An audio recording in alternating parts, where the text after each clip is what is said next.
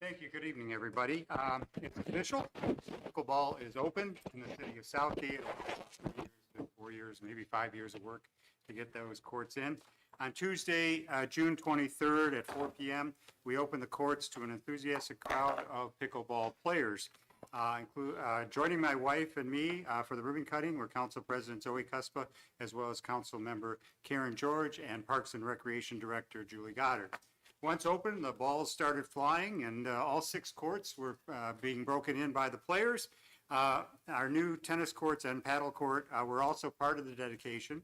I'd like to thank local pickleball expert and coach Tom Snyder for showing his support for our layout and providing instructions on the rules of the game. And believe me, there's a lot of rules as it relates to pickleball.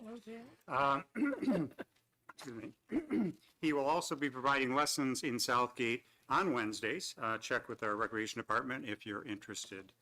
It's a great to have this new recreational activity in Southgate, which was made possible by the support of our residents and the recreation millage. Last Sunday, June 28th, another new Southgate business opened. This ribbon cutting was for Lab and Company Nail Lounge on Northline Road near Burns.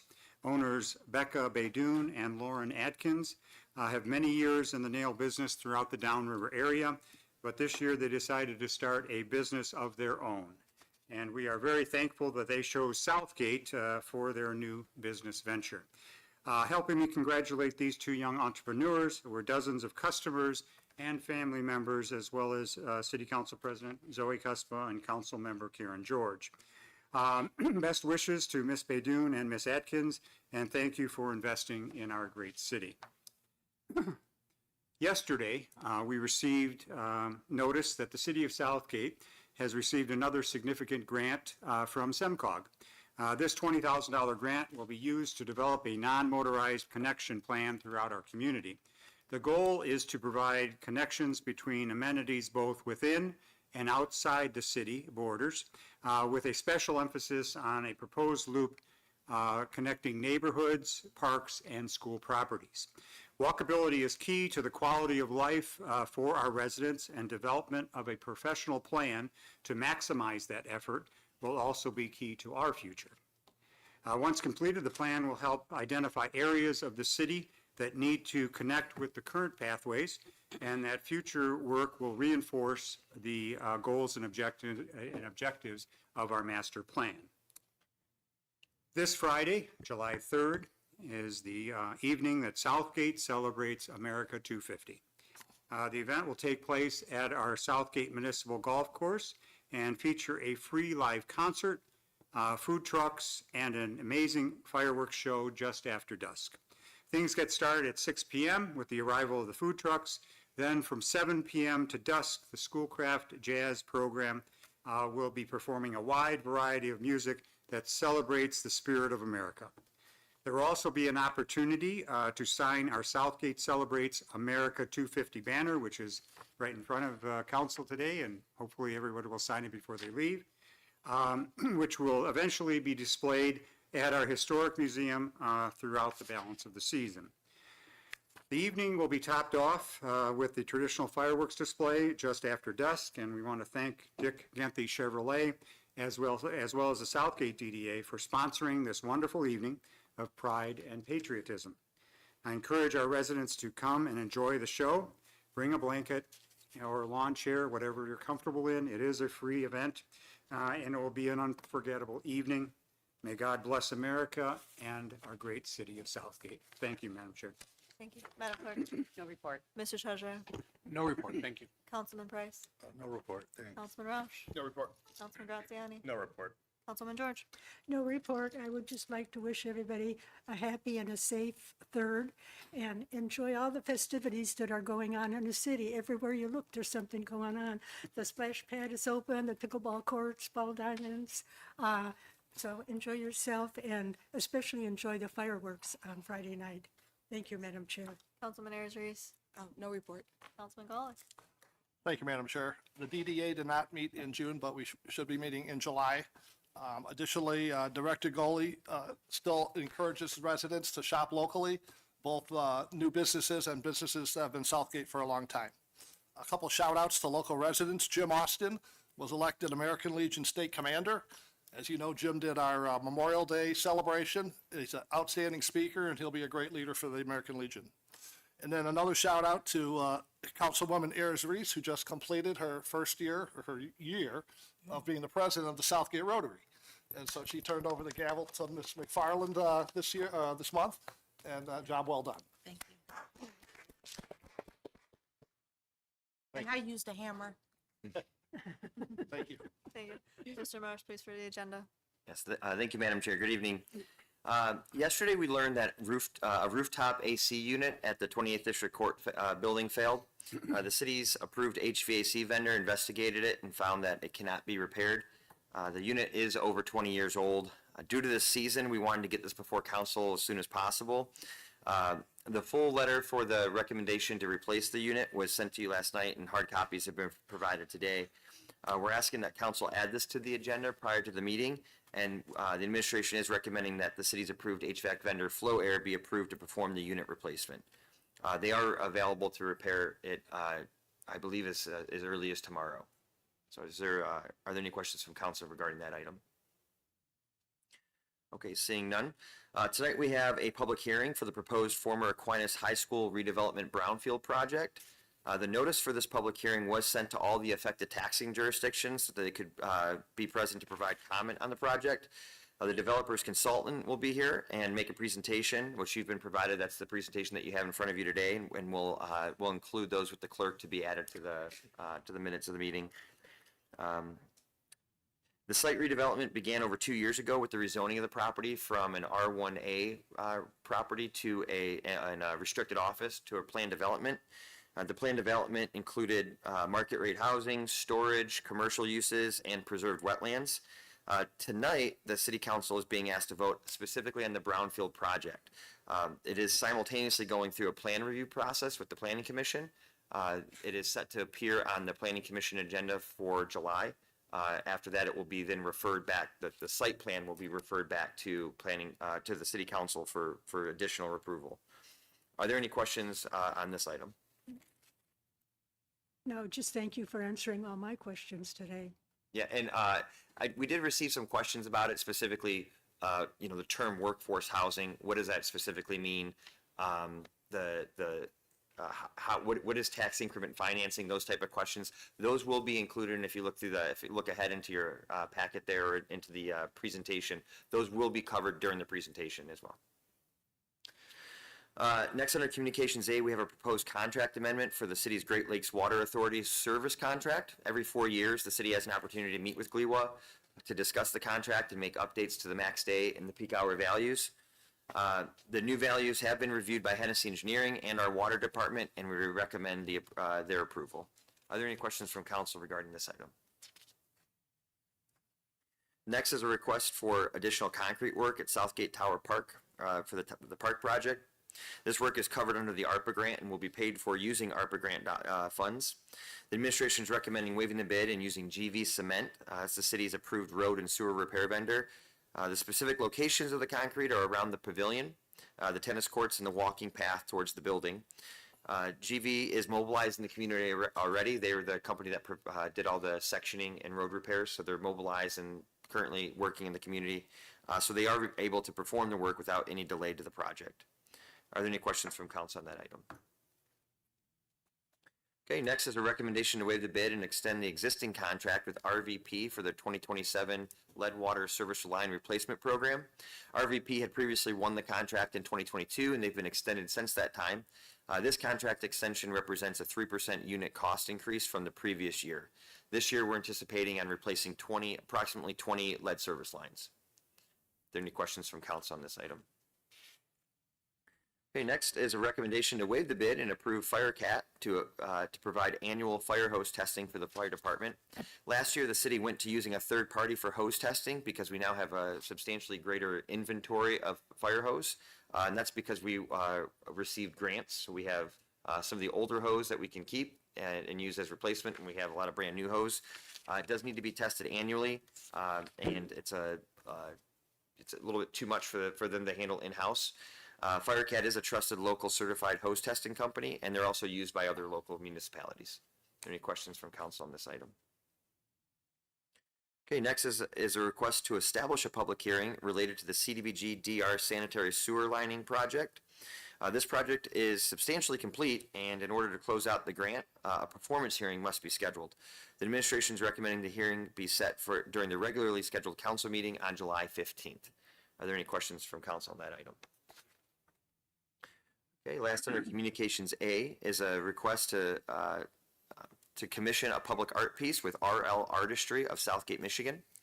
The art piece is in celebration of America's 250th anniversary. The administration is recommending Southgate resident and artist Rob Lafife of RL Artistry, who is in attendance, to provide the sculpture. The sculpture itself is a large polished metal American bald eagle with approximately 7-foot wide wingspan. Rather than going to bid and selecting an artist based on low bid, the administration is recommending Mr. Lafife because of his extensive work with metal fabrication and sculpture design. Fundraising is underway for the project, and additional funding has been committed by the DDA and the Library Commission. Once complete, the art will be placed on a large stone column with a memorial plaque affixed and decorative lighting installed around it. Are there any questions from council on this item? Chairman, Councilman Roush. do we know how much, where we're at, like with donations compared to how much the commissions are giving out? Definitely. Yeah, We just started fundraising a week ago. We have $22,000 worth of funds raised toward the project, which is about a third, more than a third. And we just started the process. So the whole point of approaching the other groups was to make sure we had enough funds, regardless of what happened in fundraising, to commission the artwork, because it's going to take several months to create the art. And so that's what we wanted to make sure of, and we have more than sufficient funds to commission the artwork and get the work done. It's just that we're going to continue to see how much private funds will be able to do that. And we won't know that until we get toward the end of it, to know how much will actually come from the library and or the DDA.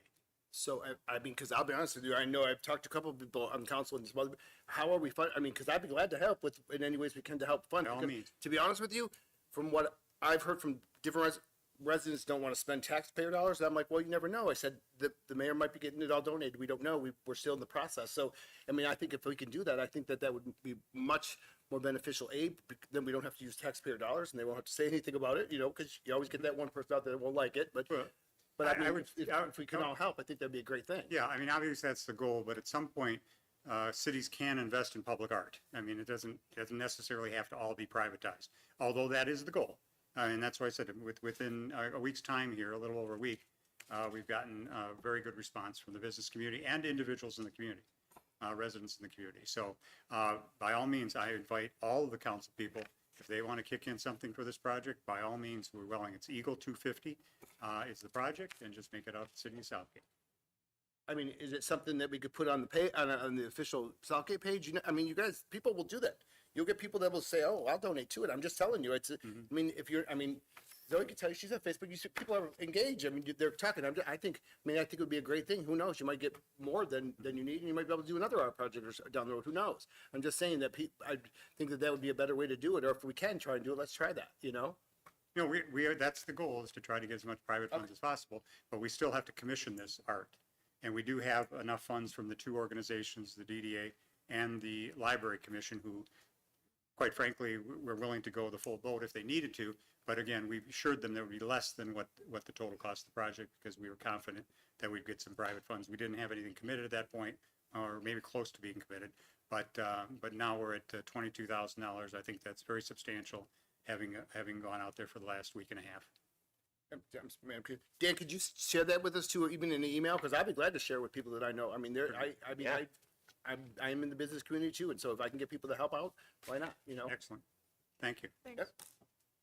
Madam Chair, Councilman Golick. I have no idea of a timeline of how fast this artwork can be made, but do we have any idea when it might be finished? Or Yeah, so following its commissioning, we would come up with we would finalize a public art agreement, and it would have deadlines in there, including the when it would be done. And we're looking to have it done by May 1st of next year, so that within the America's 250th year, it'd be done? yeah, we have it up. Thank you. And the goal is to dedicate it next July 4th.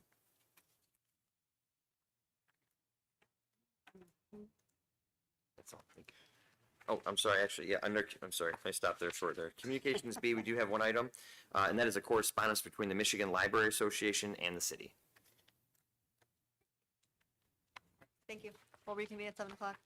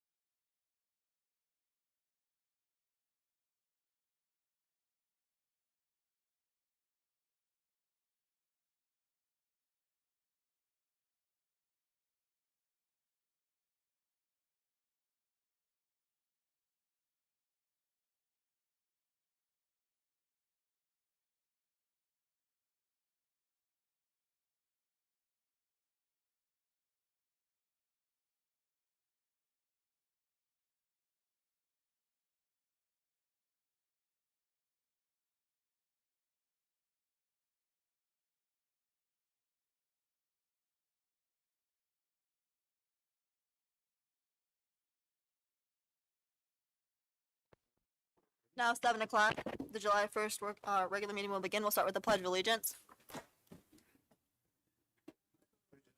To the flag of the United States of America and to the republic for which it stands, one nation, under God, indivisible, with liberty and justice for all.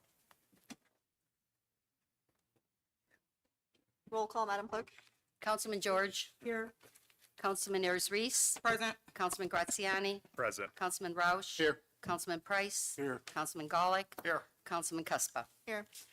I would entertain a motion to amend the agenda to add an 8th item under Communications A of the recommendation for approval of quote for District Court HVAC unit. Madam Chair. Councilman Golick, thank you. I'll make a motion that we add item number 8 to Communications B, which is the motion to, A. sorry, Communications A. The air conditioning repair at District Court. Support. Motion by Golick, supported by Roush. Any discussion or objection? It's amended. I need a motion to approve the work study meeting minutes dated June 17th, 2026. Madam Chair. Councilman George. I'd like to make a motion to approve the work study meeting minutes dated June 17th, 2026. Support. Motion by George, supported by Ayers Reese. Any discussion? Any objection? Motion carries.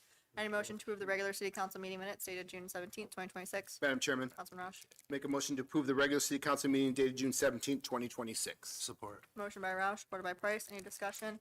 Any objection? Motion carries. No scheduled persons, no consideration of bids, and there's one item under scheduled hearing, a public hearing for the former Aquinas High School redevelopment brownfield plan. Madam Clerk, is there to read or just open it? Yeah. We have to open it. I'll entertain a motion to open the public hearing for the former Aquinas High School redevelopment brownfield plan. Madam Chair, Councilman Ayers Reese. I make a motion that we open a public hearing for the former Aquinas High School redevelopment brownfield plan. Support. Motion by Ayers Reese, supported by George. Any discussion or objection? Public hearing is now open. I understand there's a presentation, correct? Yes. Thank you, City Council, for having us. My name is Sarah Jo Shipley. I work for Pension, which is an environmental consulting group, but we also do housing TIF because it's so closely aligned with Act 381. Well, it is Act 381. I'm here on behalf of the development group, Bacall Development Group, and Jacob Bacall is the developer. I am assuming that most of you know about this project already, but humor me when I go through it.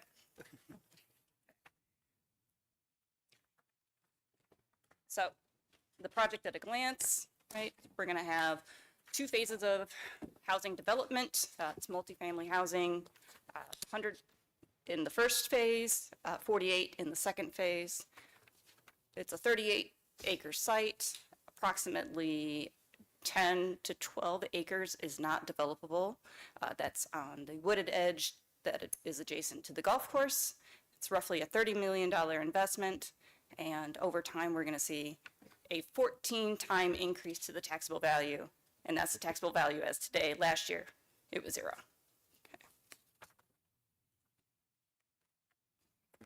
Okay. So the Bacall Group, I was actually provided a little bit more information. While they were this development group was founded in 2006. Jacob has been developing before that. I believe his first project was in 1988. He built the first Walgreens in Detroit. So they have a lot of experience. This is the closest project to the development site. It's in Riverview. It's Michigan House. It's senior development. They do commercial, multifamily, and office space. And as you can see, they do work in several states. So don't mind that red line. It's actually a little bit to the south. I just must have moved something. Okay. We went over this. So it was initially used for agriculture. And then in about 1966, they built the high school. It served as the high school until 2001. And then after that, it served as offices for education and other nonprofits. So it remained at a 0 taxable value during this time. And it's been vacant since 2017. So here are some pictures of what it looks like today. Jacob's going to have a lot of demolition and asbestos abatement on his hands, but it is a very nice site, great location. I have dibs on some of the cabinetry.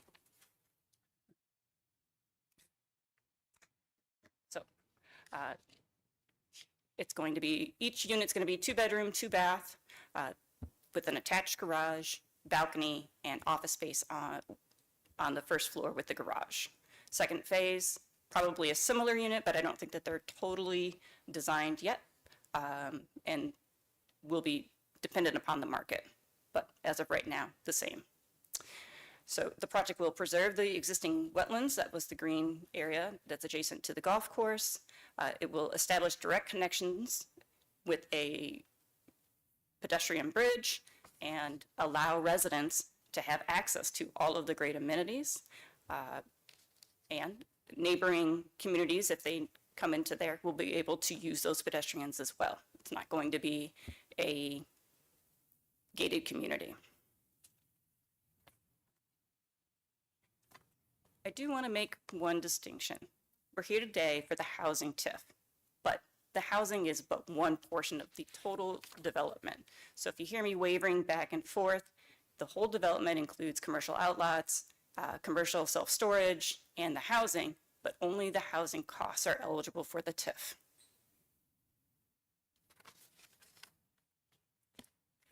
I think it's a rather handsome design myself. Jacob builds quality housing and is not going to cheap out on materials, as you can see. One other note about the Bacall Development Group, they hold their properties, so it is in their best interest to use the best quality materials because they don't want to have to keep repairing it. They want people to be comfortable. They want their residents to feel comfortable and at home. Act 381, as you might know, traditionally was for environmentally contaminated properties and functionally obsolete, hard to develop properties in core communities, Detroit and Ecorse, Melvindale. In 2023, they added housing TIF because the state felt that there was a acute need for more housing. And so they're using this tool to offset some of the costs through TIF. It's a program that most people are already familiar with. And they set it up in a way that the local communities are driving the bus in determining what's appropriate in terms of the housing type and the incentive package itself. The only requirement really that the state requires is that it be at some portion, not all of the units. It can be mixed income units, but some portion of the units need to be at price for households at 120% area median income for Wayne County. So what that means is Wayne County's household income is roughly $76,500. Southgate sits a little bit below that, and Michigan is in between.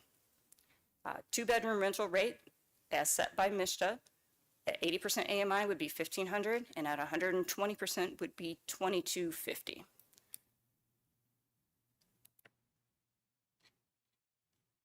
I'm assuming I'm going to have some questions about that later. So this project qualifies in 2 different ways. It is functionally obsolete. It lacks modern electrical, plumbing. You saw the inside of it. It can't be reused for any modern purpose. Not even a school could go back in there and use it because the way that teaching and schools are set up today differ from when that building was built.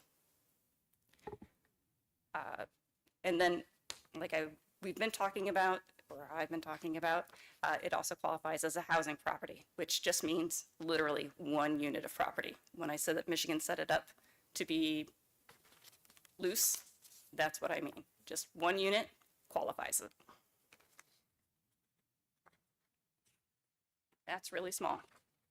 Okay, the eligible activities, we're gonna start off with asbestos abatement, then go into demo. Then there's all of the earthwork that needs to happen, site balancing, installation of the utilities. There's a contingency included, the cost to prepare the brownfield and Act 381 work plan and to implement it. This comes roughly to a little over 6 million. That'd be easier to see. I think. I'm more worried about the people at home. It's a big audience, right? 6.5 million. I undershot a little bit. Hopefully, Jacob will do a good job on negotiating, so it'll come in a little bit less.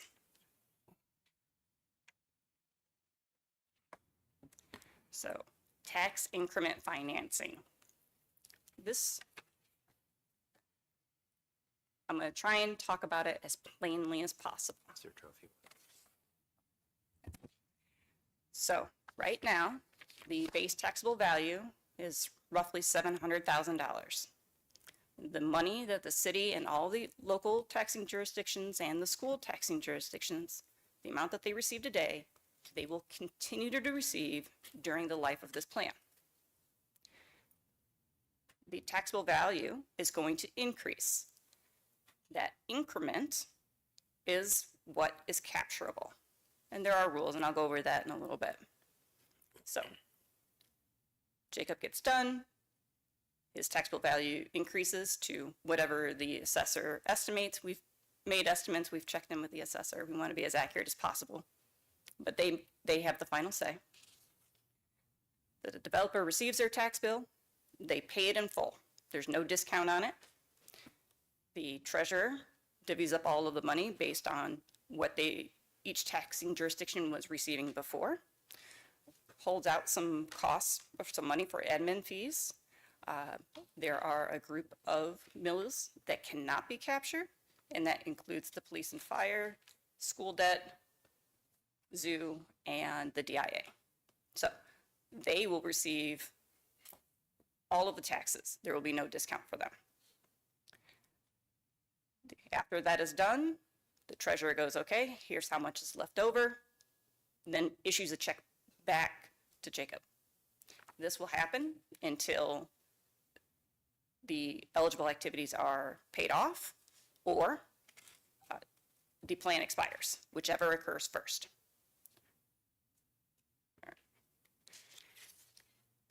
The TIF is performance-based.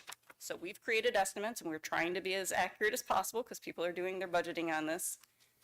If it overperforms, if I underestimated, the TIF gets paid off faster.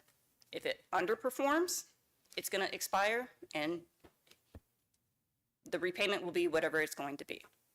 It cannot go any longer than what's dictated in the Brownfield plan and the reimbursement agreement, and it cannot exceed what the eligible costs are in the Brownfield plan and in actual real life. So we're estimating Jacob has to bring receipts and proof that he paid for it. So there's several layers of review.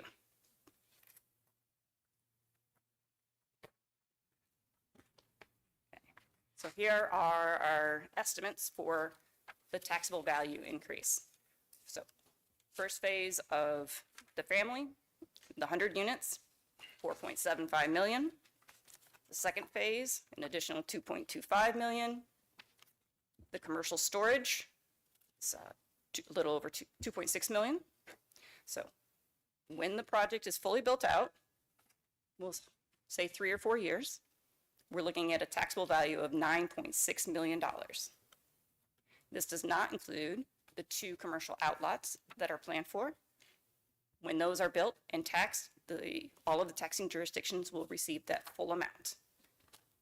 So the housing is what makes the project eligible. Only the costs for the housing can be reimbursed, but the commercial storage can be captured to help pay that down faster. It's common. We're estimating 14 years once the project starts capturing. I saw that you had a master plan draft. I know you've not formally approved it, but I wanted to see how this project aligned with it, and every point this project aligns with what the master plan draft has. Diversification, activating underperforming properties, increasing walkability, creating connectivity, and mixed use. It's not traditional mixed use, but it is mixed use, so that he is maximizing, the city is maximizing what can be built on that property.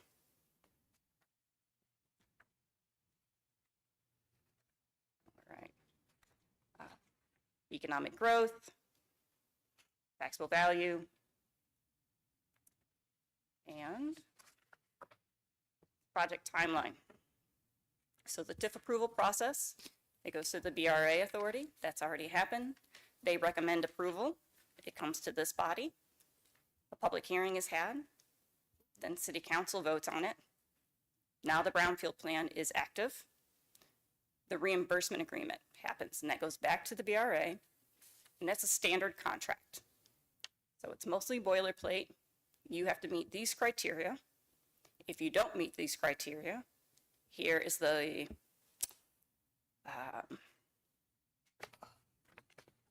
penalty's not the right word, but also here is the remedy. If it's not met, then it escalates further. What else will be in that reimbursement agreement is if the taxes are not paid, there won't be any TIF to be had, right? You can't pay out something that you didn't collect. So another safeguard. If for some reason that there is overpayment in a particular year, there will be a remedy that's outlined in the reimbursement agreement to get that money back. Then we will go to MISTA, that's the State Housing Authority, and submit the same plan. And they will review it to make sure it meets all of the criteria that's outlined in 381 Act 381, and they will give a conditional approval. They always give a conditional approval. In the meantime, we will talk to MISTA to see if we can start, if Jacob can start with demolition prior to the approval of the Act 381 work plan. If not, then you'll have to wait. Best case scenario, asbestos abatement starts as soon as he gets the noticing done and gets the contractors out on site, earthwork, and then start building, right? There's no delay. Jacob is shovel ready. Then in 2043, I think that's what it says, yep. All done, never see us again, throw away the brownfield plan, never happened. Questions? Are there any questions? Well, thank you so much for this. Very good information. Any questions or comments from council? Madam Chair. Councilman Golick? Just a general question for the city administration. Who on our department is responsible for the collection, the payment, and is it the city administrator, the finance director, the treasury department, or just a combination? Sure, I can answer that. So the taxes are paid to the city treasurer, so it's first collected there.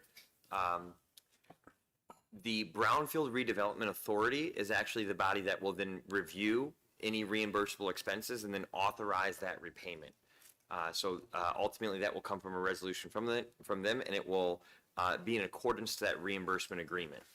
So yeah, treasurer collects, we review, make a recommendation to the Brownfield Authority. They then say, yep, go ahead and authorize the repayment.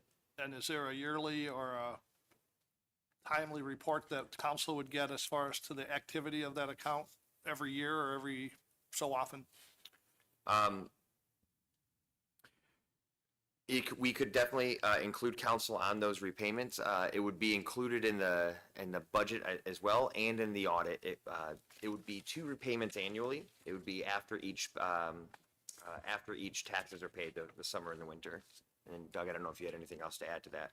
No, just wanted to add that we'll have a separate fund set up to track these costs. As Mr. Marsh mentioned, it'll be disclosed on the audit report. It'll also be included in the annual budget of what we think the expenditures and reimbursements will be. Thank you. The other Also, question- annual reporting requirements. Correct, was for the developer. We talked about the affordable housing or the workforce housing. Is there any estimate of how many of those units would be available at this time, or is that something that you develop as you build out?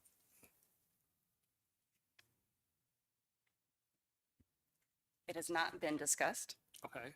That will need to be decided prior to the reimbursement agreement. So as MISTA is reviewing that, that'll be something that they want to know. How many units do you plan on designating? Okay. And is that included in your advertising when you go to market with the units? There will be requirements for Jacob to verify that the households meet the criteria and then to report that. So, but as far as advertising, I would assume so. Sorry, we have not really got there yet, so we will discuss as we see what's requirements are and address the issues for certain will comply whatever, the requirements are. So I don't have any information of that. Right. yet, Okay, but thank you. We'll get it soon though. Thank you. I would say generally what I see is the property management group handles that and whatever their plans are. Usually on these types of projects, you're going to hire or contract with a company that's familiar with this process. Thank you, Madam Chair. Any other comments or questions from council? Any other, Councilman Ayers? Is the Rosewood related to the one that's on the Allen Road? Isn't that? Oh, no, that's Redwood. I'm sorry. I just got the wood. Barbara, there you go. Redwood? Michigan, is everything's water or what? All right. No, that's it. Okay. Any questions or comments from the public on this? Please come up, sir. Come on up. You're good. Heard mention of some pedestrian bridge, or did I misunderstand that? No, you heard that correctly. So I'm assuming that the reason that you're putting it in is that there's marshy area in the back, and so people can actually get to the ball diamond and the trail. They're going to need a pedestrian bridge to get over that marshy area. That wasn't going over North. No, no, no, no. Just to keep people's feet dry. I mean, it's basically a raised walkway so that they're not Walkway, in yeah. the marsh area. Any other questions or comments from the public? Seeing none, any questions or comments from the administration? Anything else they'd like to add? Thank you so much again. Seeing no other questions or comments, I'll entertain a motion to close the public hearing on the former Aquinas High School redevelopment brownfield plan. Madam Chair, Councilman Ayers Reese. I make a motion, we close the public hearing for the former Aquinas High School redevelopment brownfield plan. Support. Motion by Ayers Reese, supported by George. Any discussion or objection? Now closed. First item under communications A is a memo from the administrator regarding the proposed former Aquinas High School redevelopment brownfield plan. Madam Clerk. The administration recommends that the council concur with the Brownfield Redevelopment Authority Board and approve the former Aquinas High School redevelopment brownfield plan. This proposed plan was duly published and notice was sent to all affected taxing jurisdictions as required by the Public Act. What's the pleasure of the council? Madam Chair, Councilman Golick. I'll make a motion to approve the attached resolution adopting the proposed former Aquinas High School redevelopment brownfield plan. Support. Motion by Golick, supported by Price. Any discussion? Any objection? Motion carries. Madam Chair? Mr. Mayor. Just before we go on, I just want to commend Jacob McCall and his organization for coming to us with this idea. There was some obviously back and forth over the last year or so, but primarily I think it was a lot easier dealing with the city than it was the archdiocese. and finally getting that property to where it's, it's a taxable property and going forward, a productive property in the community. He's to be commended, he and his crew. And also Dan Marsh, the administrator here, who worked diligently to bring this to the forefront. And I also want to thank the Brownsfield Board for understanding, asking questions, and also making that recommendation to this council. But primarily, we need a developer to make things happen, and Mr. Bacall was the one that stepped forward. I just wonder if this is fortunate and unfortunate to deal with the city versus the Archdiocese of Detroit. Okay. You're welcome. Thank you. Thank you. Next is a memo from the administrator regarding the amendment number 5 to the Gleewell Water Service contract. Madam Clerk. Pursuant to the water service contract with the Great Lakes Water Authority, the city recently participated in a contractual reopener process which occurs every 4 years. After reviewing historic water usage data with GLWA and the city engineers, the administration recommends the attached amendment number 5, which will reduce the city's max day values from 4.6 MGDs to 4.0 6.42 MGD and the city peak hour demand from 6.23 MGD to 6.13 MGD. What's the pleasure of the council? Madam Chairman, Councilman Roush? I make a motion to approve the proposed amendment number 5 to the water service contract between the Great Lakes Water Authority and the city of Southgate and authorize the mayor and city clerk to sign on behalf of the city. Support. Motion by Roush, support by Ayers Reese. Any discussion? Any objection? Motion carries. Next, a letter from the mayor regarding the recommendation for additional concrete work at the Southgate Tower Park project. Madam Clerk? I have reviewed the above and concur with the recommendation of the city engineer and the finance director to waive the city bid process and approve the proposal from GV Cement for additional concrete work at the Southgate Tower Park project in the amount of $72,388. GV Cement is the city's awarded contractor for the water fund and street fund repair program and for the road reconstruction program. Funds are available from the Wayne County ARPA grant dedicated to this project. What's the pleasure of the council? Madam Chair, Councilman George? I move that we waive the city bid process and approve the proposal from GV Cement for additional concrete work at the Southgate Tower Park project in the amount of $72,388, utilizing the Wayne County ARPA grant funding. Support. Motion by George, supported by Roush. Any discussion? Any objection? Motion carries. Next is a letter from the mayor regarding the recommendation to approve contract extension for 2027 lead water service line replacement program. Madam Clerk? I have reviewed the above and concur with the recommendations of the city engineer and the finance director to waive the city bid process and approve the contract extension with RVP Construction for the 2027 lead water service replacement program agreement. RVP Construction originally won the competitive bid process in 2023 for the fiscal year 2024 and received contract extensions for the fiscal year 2025 and fiscal year 2026 programs. This extension represents a 3% rate increase from last year's extension. Funds are available in the fiscal year 2026-27 water sewer fund budget. What's the pleasure of the council? Madam Chairman, Councilman Roush? I make a motion, we waive the city bid process and approve the extension for the 2027 lead water service replacement program fiscal year 2026-2027 with RVP Construction Incorporated at the proposed 3% rate increase to the contract extension approved by City Council on May 1st, 2025. Support. Motion by Roush, supported by George. Any discussion? Any objection? Motion carries. Next is a letter from the mayor regarding the recommendation to approve firehouse testing. Madam Clerk?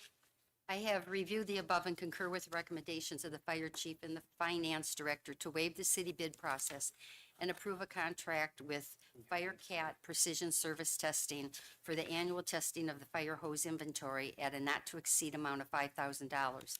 Funds are available in the fire department budget in the general fund. What's the pleasure of the council? Madam Chair, Councilman Golick? I'll make a motion to waive the city bid process and approve the contract with FireCat Precision Service Testing for fire hose testing in the amount not to exceed $5,000. Support. Motion by Golick, supported by Price. Any discussion? Any objection? Motion carries. Next is the memo from the administrator regarding the request for public hearing required prior to CDBG DR grant closeout. Madam Clerk? As part of the closeout process for the Community Development Block Grant Disaster Recovery, Community Development Block Grant Disaster Recovery, awarded through the Michigan Economic Development Corporation, the city is required to hold a performance hearing. The hearing must occur after construction is complete, but before a grant is officially closed out. During the hearing, citizens will have an opportunity to provide comments on the city's performance and the completed project. The CDBG-DR grant funded 100% of the cost to line approximately 7,000 linear feet of sanitary sewer serving the Old Homestead neighborhood. The project was substantially completed earlier this year, and the contractor is currently addressing final punch list items. The administration recommends a public hearing be scheduled during the July 15, 2026 regularly scheduled council meeting. What's the pleasure of the council? Madam Chairman, Councilman Roush? I make a motion to establish a public hearing during the regular scheduled council meeting on July 15th, 2026 at 7 p.m. at the City Hall in the council chambers for the purpose of affording citizens an opportunity to submit comments and receive a final report from the completion of the Southgate Sewer Lining Project CDBG grant. Support. Motion by Roush, supported by Ayers Reese. Any discussion? Any objection? Motion carries. Next is letter from the mayor regarding the recommendation to Commission of Public Art. Madam Clerk. As our nation approaches the celebration of its 250th anniversary, I am pleased to recommend the commissioning of a public art piece to commemorate this historic milestone. The proposed artwork will feature a majestic American bald eagle with approximately 7-foot wingspan mounted atop an 8 to 10-foot obelisk style stone pedestal. The artwork would be placed in between the Southgate Municipal Building and the Veterans Memorial Library, ensuring it becomes the centerpiece of the community and a place of reflection and celebration. I am recommending the art be commissioned to local artist and Southgate resident Robert Lafitte of RL Artistry LLC. Mr. Lafitte has an impressive portfolio including large-scale public works such as a 7-foot globe showcased at Art Prize in Grand Rapids and a towering 22-foot T-Rex sculpture. Funds for the proposed artwork will come from a combination of private donations, the Southgate DDA, and the Southgate Veterans Memorial Library. Your favorable consideration of this matter is requested. What's the pleasure of the council? Madam Chair, Councilman George. I move that we waive the city bid process and approve the proposal from RL Artistry for the commission of a sculpture in the amount of $36,978.62. Support. Motion by George, supported by Price. Any discussion? Any objection? Motion carries. Next is a letter from the finance director regarding the recommendation for approval of quote for district court HVAC unit. Madam Clerk. I have reviewed the above with the DPS director and concur with his recommendation to waive the city bid process and approve the quote from Flow Air Heating and Cooling to replace the HVAC unit at the 28th District Court in the amount of $20,576. Flow Air is the city's approved contractor for heating and cooling services. Funds are available in the District Court Capital Improvement Fund. What's the pleasure of the council?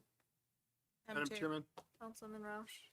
make a motion, we waive the city bid process and approve the quote from the Flow Air Heating and Cooling, Southgate, Michigan, to replace the HVAC unit at the 28th District Court in the amount of $20,576. Support. Motion by Roush, supported by Ayers Reese. Any discussion?